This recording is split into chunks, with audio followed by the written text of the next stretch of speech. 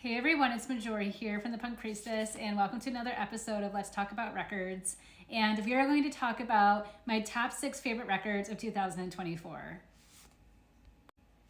So I chose 6 because 6 is my favorite number, and 2024 was just an incredible year for music. It was so hard for me to narrow down my top 6, and on my Substack I'm going to release my top 10. So there's a little bit more wiggle room there, but these are my selections, and I hope that you enjoy these albums, and maybe these are some of your favorite as well of 2024. But let's get into it. So number 6 on my list is Soccer Mommy's Evergreen. I got into this album a little bit later this year, but I'm so glad I did because this is probably my favorite Soccer Mommy album now. And it is just such a very lush, beautiful album. It's a little bit nostalgic, it's about loss, it's about like rediscovery of yourself and, getting to know yourself better on an emotional and intuitive level. My favorite song, of course, is M. This is like one of the most popular songs in the album. I love M, Abigail, and I just think every song just flows very beautifully. It's just an album that's, relaxing, but it has like kind of this very like Libra-esque energy, I feel. It's just a beautiful album of like loss and metamorphosis.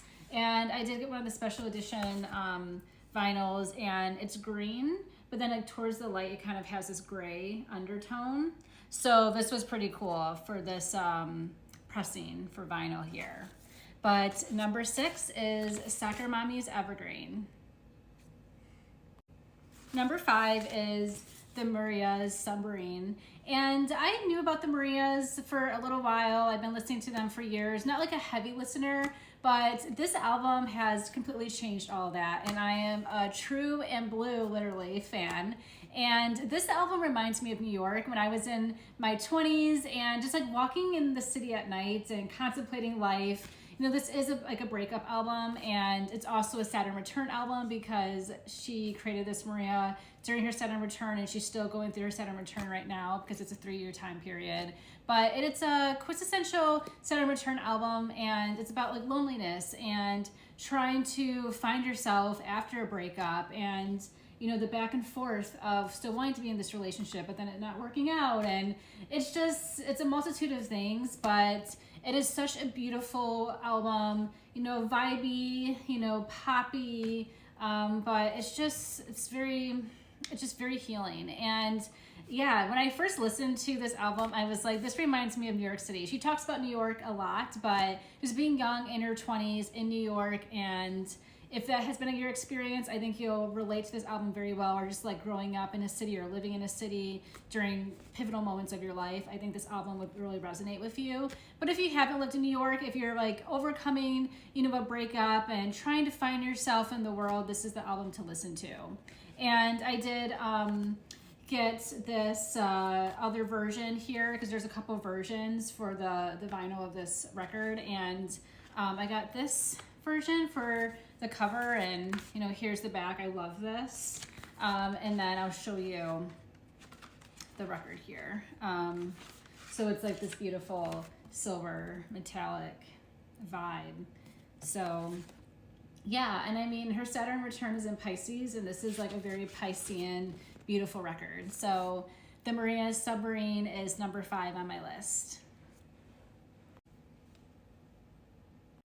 Number 4 on my list is Romance by Fontaines DC, and this album is perfect in its entirety. It is such a joy to listen to, and their success with this album kind of parallels what King Cruel has been doing. And like King Cruel started out like very heavily jazz influenced, and of course like mixed other genres, but then recently has kind of segued into a little bit more of a indie rock pop type of vibe, and I feel like this album kind of reflects that trajectory. And every song is just such a banger. It's about love, it's about romance, it's about having a crush and the whirlwind experience of all that. There's a little bit of a rap element that does connect with the band's history, and it's just super fun. I just love listening to this album, and I'm so happy that they're really enjoying all the success, and I hope to see them live in May when they come to Detroit. But this is number 4 on my list. Also, before I forget, I want to quickly just show the pressing of this vinyl, and it's like this bubblegum cotton candy skies, pink, blue, purpley vibe, and it's gorgeous. This is probably the most beautiful record I have. So yeah, I love this vibe. This is the Urban Outfitters pressing. So if you do want this one, I think it's still available on their website. But yeah, Fontaine's DC. So we narrowed it down to our top 30, and for number 3, I have Memoir of a Sparkle Muffin, and this is by Suki Waterhouse.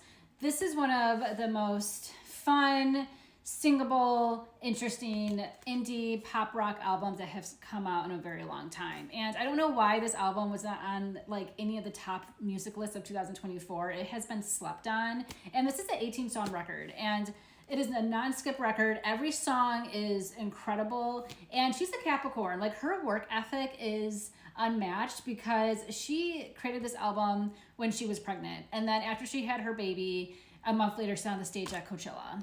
And she's just a very multi-talented person. Like, anything that she does, like modeling, acting, singing, anything, she is just killing it. I love everything that she does, and this record really made me just respect her so much as an artist, as a creative. She's so talented. It was a treat seeing her live, and her voice sounds exactly live as it does on the album. And that's like really saying something. She is a great live performer, has a great like stage presence, and this album I felt was slept on, unfortunately, when it is so good. Maybe it's because she has a little bit more of that fame and clout and is, married to Robert Pattinson, but who cares? Like, she is an incredible, talented musician, and this album should have gotten more attention, and shame on the music publications who didn't give it its credit.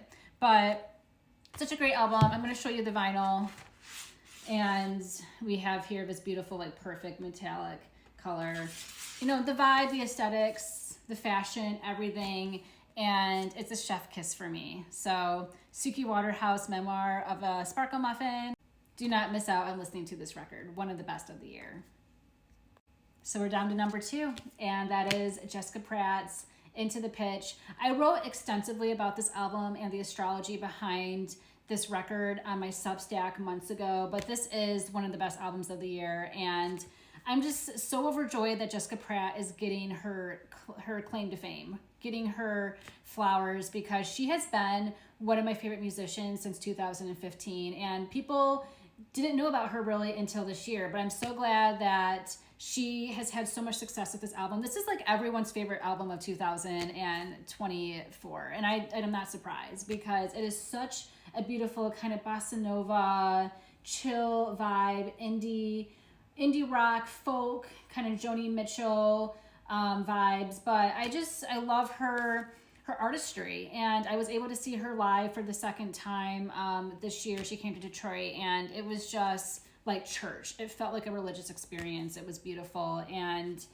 every song is amazing. It's a short record, but you will just kind of get in a trance. It's mesmerizing, and it's also relaxing, and it's just, you're overcome with this different emotion. It's very Neptunian, and she wrote this album during her North Node return. I talk all about it, but the astrology behind the album and the success of this album is, so important, and this is, not surprising, one of the best records of the year for everyone, and, just enjoy her artistry. Last but not least, my favorite record of 2024 is Mannequin Pussy's I Got Heaven. This album is perfect. And if you know Mannequin Pussy, they are just one of the coolest bands out there, mixing like post-punk with, indie rock. And this is just their best work that they've ever done. Every song is pure gold. It is just a combination of like their artistry, of their trajectory as an artist, and what they've been able to capture over the past several years with their music. They just pour their heart and soul into this record, and I've seen them probably like live like 8 times in my life. Like, I've traveled multiple states to see Mannequin Pussy because they are so fun live, and I was able to see them live in Detroit this year to perform this record, and it was such a treat. This is one of my favorite bands, and this album did not disappoint. You have to listen to this album in its entirety. It is fun, it is feminist, it is female rage, and it is the perfect record for the times, and female empowerment and Lilith energy, Lilith vibes. So yeah, that's my top records for 2024. Thank you.